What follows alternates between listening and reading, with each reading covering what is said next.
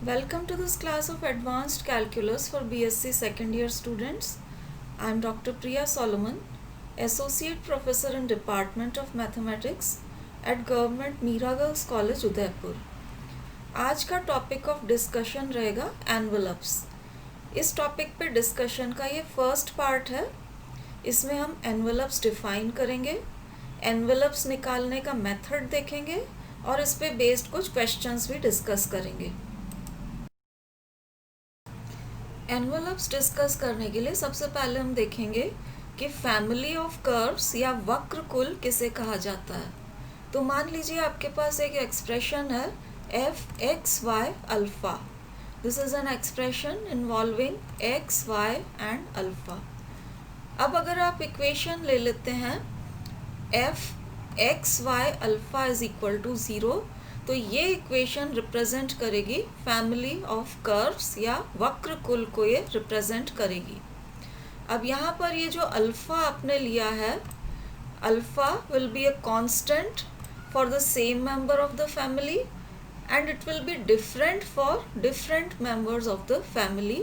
Alpha parameter या प्राचल कहलाता है और इस टाइप की जो फैमिली है वो कहलाती है वन पैरामीटर फैमिली, क्योंकि यहाँ सिर्फ एक ही पैरामीटर अल्फ़ा इन्वॉल्व हो रहा है। जैसे आप एग्जांपल देख सकते हैं, अगर हम इक्वेशन लेते हैं x square plus y square is equal to alpha square, ये रिप्रेजेंट करता है फैमिली ऑफ सर्कल्स। क्योंकि आप अल्फ़ा की एक वैल्यू लेंगे तो ये एक सर्कल को रिप्रेजेंट करेगा। ऐसे सर्कल्स को ये फैमिली रिप्रेजेंट कर रही है जिसका सेंटर 0 है and radius is equal to alpha. तो रेडियस मान लीजिए आप अल्फ़ा 1 ले लेते हैं तो एक फैमिली मेंबर आ जाएगा, अल्फ़ा 2 यहाँ आप लेते हैं तो दूसरा फैमिली मेंबर आ जाएगा, इस तरह से।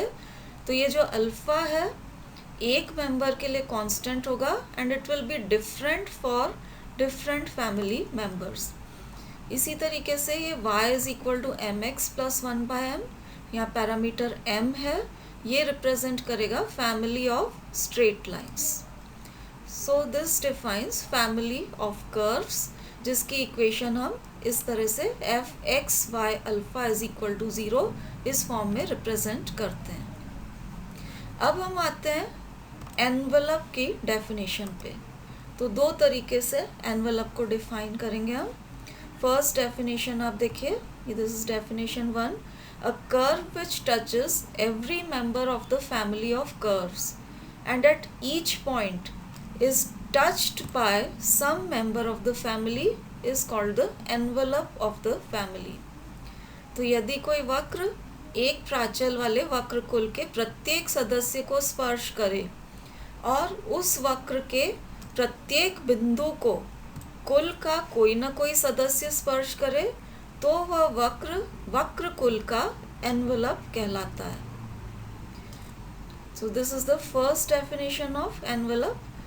एनवेलप को एक दूसरी तरह से भी डिफाइन किया जा सकता है, तो अब हम डेफिनेशन 2 देखते हैं। तो envelope of a one parameter family of curves is the locus of limiting position of the points of intersection of any two curves of the family when one tends to coincide with the other which is kept fixed. तो इसमें वक्रों के एक प्राचल वाले कुल का envelope कुल के किन्हीं दो वक्रों के प्रतिच्छेद बिंदु का सीमांत स्थिति का बिंदु पथ होगा। तो प्रतिच्छेद बिंदु का सीमांत स्थिति का बिंदु पथ आपको निकालना होगा, जिसमें एक वक्र दूसरे वक्र के साथ, जिसे स्थिर मान लिया जाए, संपाती होने को प्रवृत्त होता है। तो ये आपकी एनवेलप की सेकेंड डेफिनेशन है। अब एनवेलप्स निकाले कैसे जाते हैं उसका हम मेथड डिस्कस करेंगे।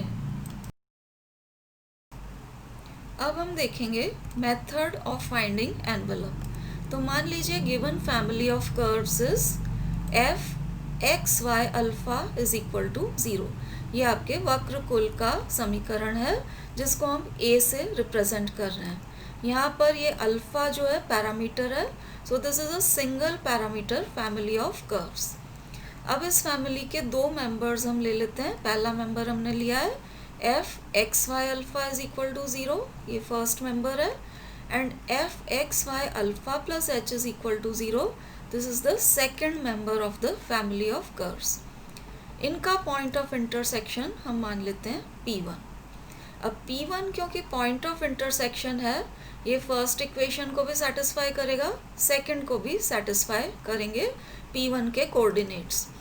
इसलिए P1 क्योंकि 1 एंड 2 दोनों पे लाई कर रहा है, P1 will satisfy this equation f x y alpha plus h, ये हमने सेकंड इक्वेशन से लिया है, minus f x y alpha is equal to 0, ये पोर्शन फर्स्ट इक्वेशन से लिया गया है।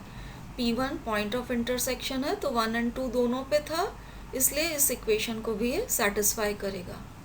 अब P1 क्योंकि इस इक्वेशन को सेटिस्फाई कर रहा है, आप इसमें h से डिवाइड कर दीजिए, तो P1 ये पोर्शन आपको मिल जाएगा h से डिवाइड करने पे, and P1 will also satisfy this equation, क्योंकि न्यूमरेटर पार्ट को P1 सेटिस्फाई कर रहा था, h से आप डिवाइड कर देते हैं तो भी P1 इस इक्वेशन को सेटिस्फाई करेगा। अब अगर हम लिमिट ले लें h टेंडिंग टू 0, इस पोर्शन की आप लिमिट ले लेते हैं एज h टेंडिंग टू 0, तो आपको पार्शियल डेरिवेटिव मिल जाएगा, एफ एक्स वाई अल्फा का पार्शियल डेरिवेटिव मिलेगा, पार्शियल डिफ्रेंसिएशन किया हुआ है यहाँ with respect to alpha. So we get this partial derivative is equal to 0। जब आप यहाँ लिमिट लेते हैं एज h टेंड्स टू 0, तो ये लेफ्ट हैंड साइड हो गई आपकी partial derivative of f x y alpha with respect to alpha, and this will be equal to 0। इसको हम b से रिप्रेजेंट कर रहे हैं। अब एनवेलप की डेफिनेशन में आपने देखा था कि envelope is locus of limiting position of the point of intersection when one member of the family tends to coincide with the other. तो अब आप देखिए, जब हम लिमिट ले रहे हैं as h tending to 0, so this alpha plus h की लिमिट अब जब आप लेंगे as h tends to 0, alpha plus h will tend to alpha, इसलिए this member of the family will tend to coincide with this member. अब इसके locus of limiting position of point of intersection हम निकाल लेते हैं, तो आपको envelope का इक्वेशन मिल जाएगा। तो अब आप देखिए, if P1 tends to P as h tends to 0, ये जो पॉइंट ऑफ इंटरसेक्शन था, इसकी लिमिटिंग पोजीशन को हम मान रहे हैं P as h tends to 0। तो इस केस में coordinates of P will satisfy both A and B, क्योंकि P is the limiting position of point of intersection. Point of intersection इस इक्वेशन को सेटिस्फाई कर रहा था, तो लिमिटिंग पोजीशन में P will satisfy this equation, और क्योंकि ये limiting position of point of intersection है, तो पॉइंट ऑफ इंटरसेक्शन फैमिली की इक्वेशन को भी सेटिस्फाई करेगा, इसलिए this P will satisfy both equations A and B। तो लिमिटिंग पोजीशन की जो point of limiting position of point of intersection आप निकालिए, प्रतिच्छेद बिंदु की जो सीमांत स्थिति होती है उसका बिंदु पथ, यही आपको एनवेलप का इक्वेशन देता है। तो अगर हम लोकस ऑफ P निकाल लेते हैं, एनवेलप का इक्वेशन आपको मिल जाएगा। तो P का बिंदु पथ आपको निकालना है, इसको निकालने के लिए आप अल्फा को एलिमिनेट कर दीजिए बिटवीन A एंड B, तो आपको रिक्वायर्ड एनवेलप का इक्वेशन मिल जाएगा। तो इस तरीके से आप एनवेलप का इक्वेशन निकाल सकते हैं। अब ये जो हमने डिस्कशन किया था, उससे हमें मिल जाता है working rule for finding envelopes. Envelopes निकालने के लिए क्वेश्चंस में आप कैसे प्रोसीड करेंगे, वो आ जाता है इस वर्किंग रूल से। तो क्वेश्चन सॉल्व करने के लिए ये आपको फैमिली ऑफ कर्व्स का इक्वेशन दे रखा होगा, अल्फा यहाँ पैरामीटर है, तो इसको आपको पार्शियली डिफ्रेंशिएट करना है विथ रेस्पेक्ट टू अल्फा। जो भी आपका पैरामीटर है उसके रेस्पेक्ट में आप फैमिली ऑफ कर्व्स का जो इक्वेशन है इसको पार्शियली डिफ्रेंशिएट कर दीजिए। अब पार्शियली डिफ्रेंशिएट करेंगे तो आपके पास ये partial derivative of F with respect to alpha आ जाएगा। इसको आप 0 के बराबर इक्वेट कर दीजिए और इस इक्वेशन में से एंड फैमिली ऑफ कर्व्स के इक्वेशन में से अल्फा को विलोपित कर दीजिए, एलिमिनेट कर दीजिए। तो आपको एलिमिनेट करना है alpha between this equation and ये पार्शियल डिफ्रेंसिएशन करने से जो इक्वेशन आई है, और एलिमिनेशन करने से आपको मिल जाएगी इक्वेशन ऑफ द एनवेलप। तो ये प्रोसीजर हम क्वेश्चंस के लिए अडॉप्ट करेंगे। अब इसका एक स्पेशल केस है कि अगर फैमिली ऑफ कर्व्स का इक्वेशन आपको दे रखा है as a quadratic equation in alpha. Family of curves का इक्वेशन अगर अल्फा में द्विघाती समीकरण है तो फैमिली ऑफ इक्वेशन का कर्व्स इस फॉर्म में होगा। अल्फा में क्वाड्रेटिक इक्वेशन है तो A alpha square plus B alpha plus C is equal to 0। अब जो हमने वर्किंग रूल में स्टेप्स ली हैं उनको हम फॉलो करते हैं। फैमिली ऑफ कर्व्स के इक्वेशन को हम पार्शियली डिफ्रेंशिएट करेंगे विथ रेस्पेक्ट टू अल्फा। तो डिफ्रेंशिएट हम कर रहे हैं 1 को partially with respect to alpha.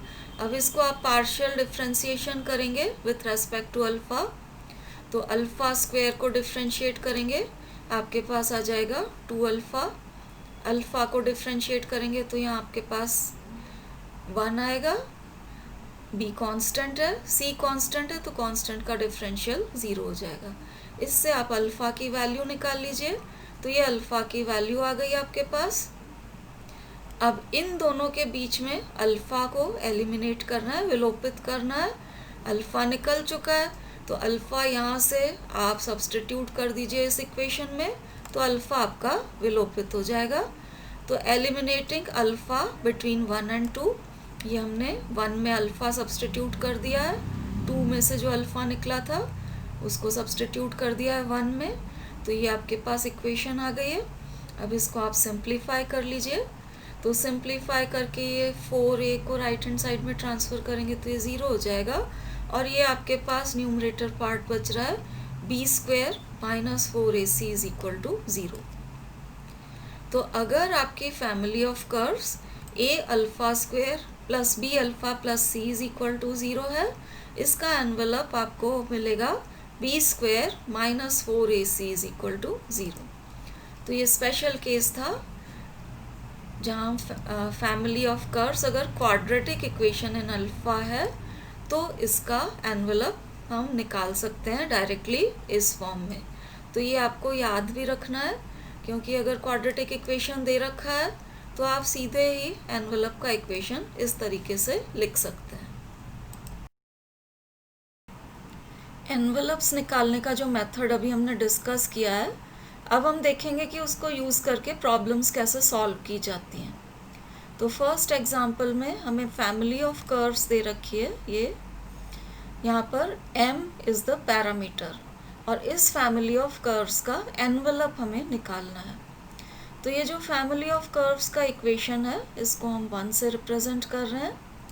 Envelopes निकालने का जो प्रोसीजर हमने देखा था उसके अकॉर्डिंग हम चलेंगे। तो फैमिली ऑफ कर्व्स का जो इक्वेशन है इसको हमें अब पार्शियली डिफ्रेंशिएट करना पड़ेगा with respect to the given parameter जो इस केस में m है। तो इस इक्वेशन को हम पार्शियली डिफ्रेंशिएट करेंगे विथ रेस्पेक्ट टू m। अब पार्शियल डिफ्रेंशिएशन जब विथ रेस्पेक्ट टू m किया जा रहा है तो x and y will be treated as constants. तो x एंड y को कॉन्स्टेंट्स मान के आप डिफ्रेंशिएशन करते हैं partially with respect to m। तो y क्योंकि कांस्टेंट है y का डिफरेंशियल हो जाएगा 0। यहाँ mx में x कांस्टेंट है तो इसको आप डिफरेंशिएट करेंगे विथ रेस्पेक्ट टू m तो आपके पास आ जाएगा x और m का डिफरेंशियल 1। यहाँ पर a कांस्टेंट है, m to the power p को डिफरेंशिएट करेंगे तो you get p m to the power p minus 1 multiplied by constant a। अब यहाँ से आप x कैलकुलेट कर लीजिए। तो ये x की वैल्यू आ रही है और x की इस वैल्यू को हम सब्स्टिट्यूट करेंगे इक्वेशन 1 में यहाँ पर। तो x की वैल्यू आप इक्वेशन 1 में सब्स्टिट्यूट करिए। Equation 1 will give you y is equal to ये mx था, तो x हमने सब्सटीट्यूट कर दिया and plus a m to the power p। अब इसको सिंप्लीफाई करके m to the power p common निकाल लीजिए, तो ये m to the power p हमने कॉमन निकाला है।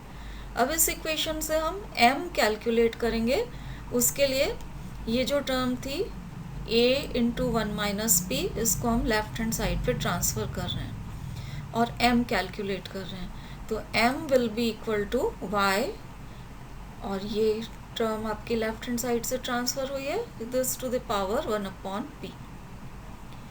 अब क्योंकि हमें अल्टीमेटली m एलिमिनेट करना है और m की वैल्यू यहाँ आ चुकी है, तो इस वैल्यू को अब हम सब्सटीट्यूट करेंगे इक्वेशन नंबर 1 में। तो सब्सटीट्यूट कर रहे हैं अब हम m को इक्वेशन नंबर 1 में। तो equation 1 gives left hand side y है, y is equal to mx, तो ये आपका m x एंड प्लस ये a and m to the power p की वैल्यू ये इस तरह से आ गई। अब इसका थोड़ा ये सिंप्लीफिकेशन हम कर लेते हैं, क्योंकि जैसे ही m एलिमिनेट हुआ है ये आपको एनवलप का इक्वेशन मिल गया है। अब हम इसको सिंप्लीफाई कर लेते हैं।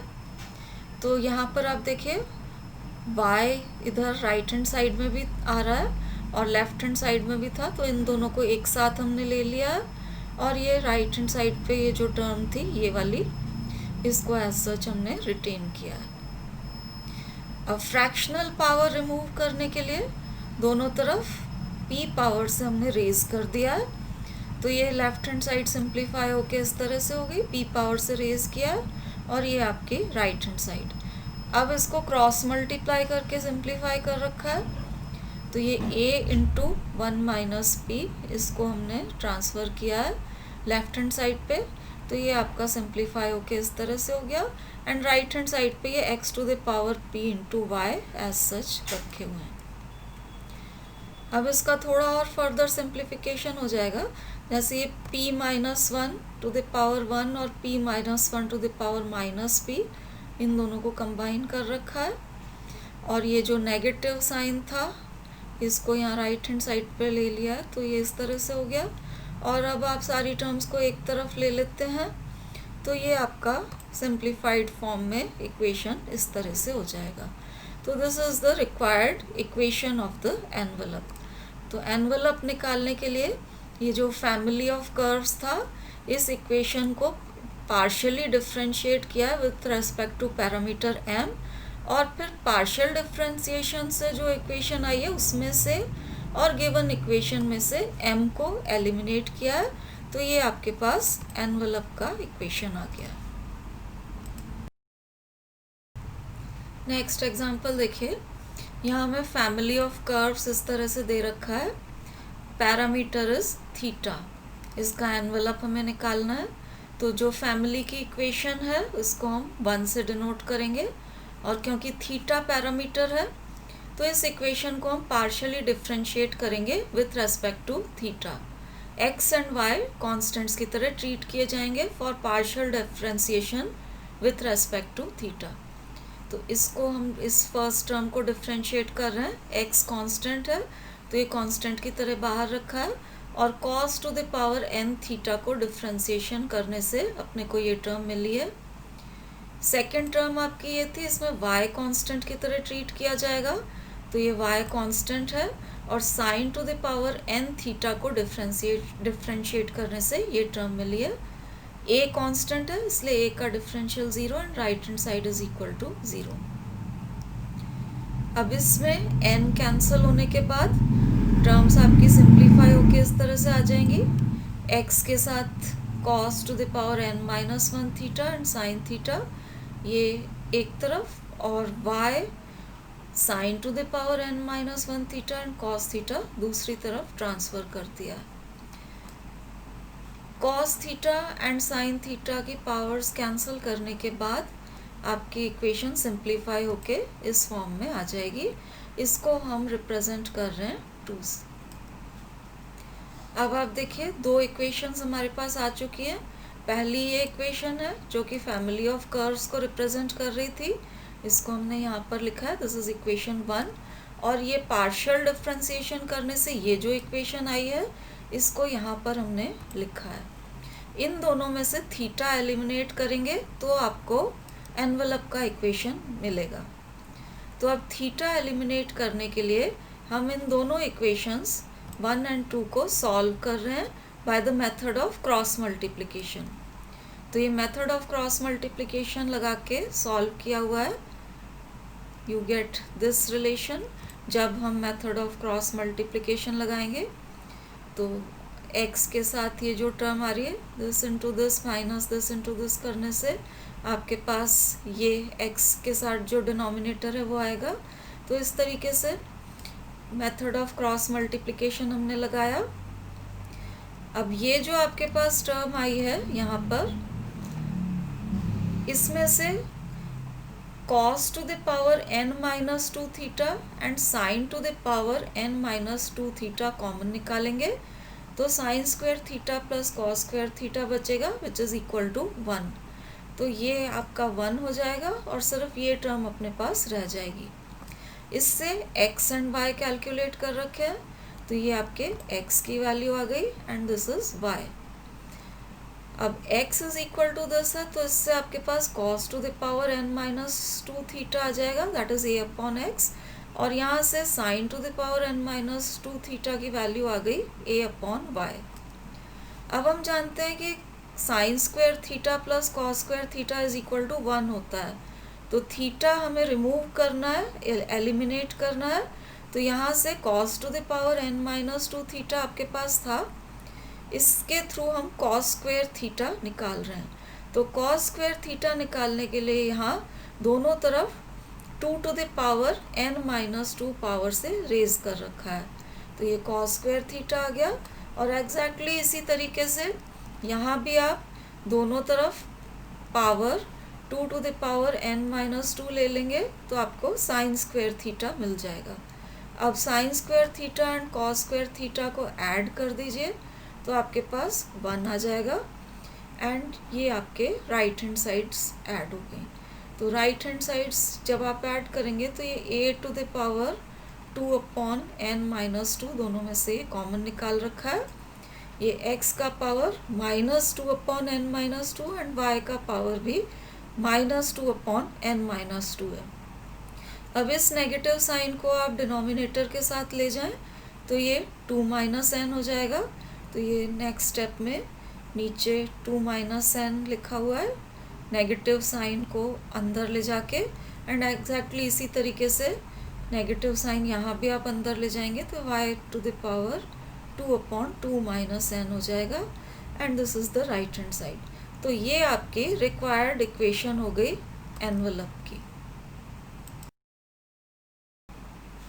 नेक्स्ट क्वेश्चन में देखिए, फैमिली ऑफ कर्व्स का इक्वेशन आपको ये दे रखा है, थीटा इज द पैरामीटर, इसका एनवलप हमें निकालना है। तो इसको हम पार्शियली डिफरेंशिएट करेंगे with respect to theta. Partial differentiation करने से ये a स्क्वायर अपॉन एक्स तो आपके कांस्टेंट की तरह बिहेव करेंगे। यहाँ से cos थीटा डिफरेंशिएट होके माइनस साइन थीटा आ रहा है और यहाँ साइन थीटा डिफरेंशिएट होके आपको cos थीटा मिल रहा है। राइट हैंड साइड कांस्टेंट है इसलिए इसका डिफरेंशियल 0 है। अब इस इक्वेशन में से आप sine theta upon cos theta करके टेंजेंट थीटा निकाला हुआ है, so this is tangent theta. अब हम जानते हैं कि tangent theta right angle triangle में परपेंडिकुलर अपॉन बेस के बराबर होता है। तो ये राइट एंगल ट्राइंगल इस तरह से हम कंसिडर करें, so this is the perpendicular और ये आपकी बेस हो गई। पाइथागोरस थ्योरम लगा के हम इसकी हाइपोटेन्यूज निकाल सकते हैं। This will be equal to इसका स्क्वायर प्लस इसका स्क्वायर, इसका अंडर रूट लिया हुआ है, तो ये आपकी हाइपोटेन्यूज हो गई। अब हाइपोटेन्यूज आते ही आप sign theta and cos theta की वैल्यूज लिख सकते हैं। तो ये साइन थीटा हो जाएगा आपका perpendicular upon hypotenuse and cos theta हो गया बेस अपॉन हाइपोटेन्यूज। आप इस ट्राइंगल से देख सकते हैं। अब sign theta and cos theta आपके पास आ चुके हैं।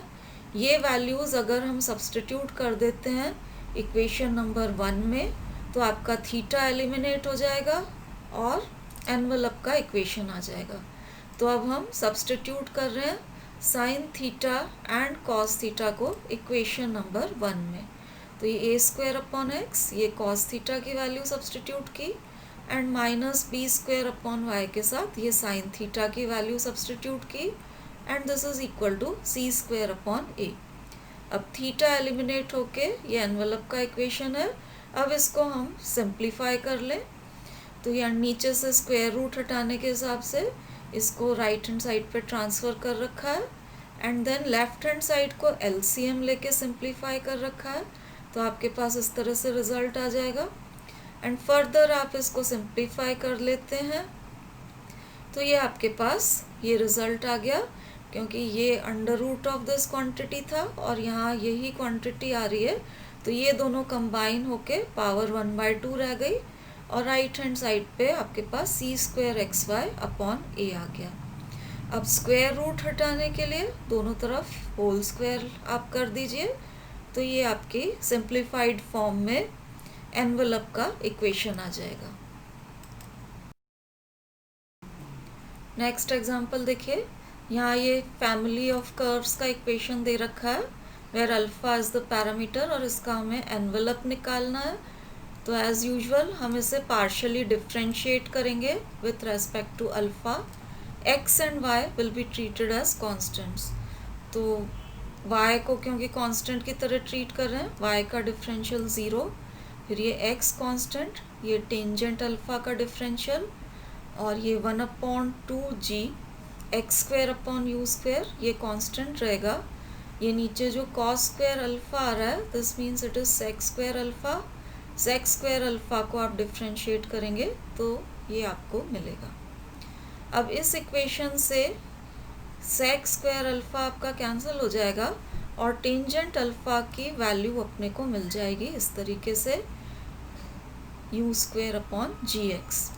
अब हम जानते हैं कि sec² alpha is 1 plus tangent square alpha, and ये टेंजेंट अल्फा हम निकाल चुके हैं, उसको यहाँ सब्सटीट्यूट कर देते हैं, तो यू गेट sec² अल्फा। अब ये पार्शियल डिफ्रेंसिएशन से जो रिजल्ट आया है इससे, और ये जो गिवन कर्व की फैमिली ऑफ कर्व्स की इक्वेशन थी, यहाँ से हमें अल्फा एलिमिनेट करना है। तो अब अल्फा एलिमिनेट करने के लिए देखिए, टेंजेंट अल्फा और ये 1/cos² alpha, that is sec² alpha की वैल्यूज़ हम ऑलरेडी निकाल चुके हैं। दिस इज टेंजेंट अल्फा और ये sec² अल्फा। ये वैल्यूज़ अगर हम 1 में सब्सटीट्यूट कर देते हैं तो अल्फ़ा एलिमिनेट हो जाएगा। तो अब इनको हम 1 में सब्सटीट्यूट कर रहे हैं, तो 1 से आपको मिलेगा y is equal to x, ये टेंजेंट अल्फा की वैल्यू सब्सटीट्यूट करी, और ये 1/2g x² upon u², and ये हमने sec 1/cos² alpha that is sec² alpha की वैल्यू सब्सटीट्यूट करी और इसको सिंप्लीफाई कर लिया। तो अब अल्फ़ा एलिमिनेट हो गया, और सिंप्लीफाई करने के बाद ये जो इक्वेशन आई है, this gives you the equation of the envelope. आज के लेक्चर में हमने एनवलप से रिलेटेड कुछ सिंपल प्रॉब्लम्स डिस्कस किए हैं। लेक्चर्स के अगले पार्ट में हम एनवलप से रिलेटेड फर्दर प्रॉब्लम्स डिस्कस करेंगे। This is all for today. Thank you for watching.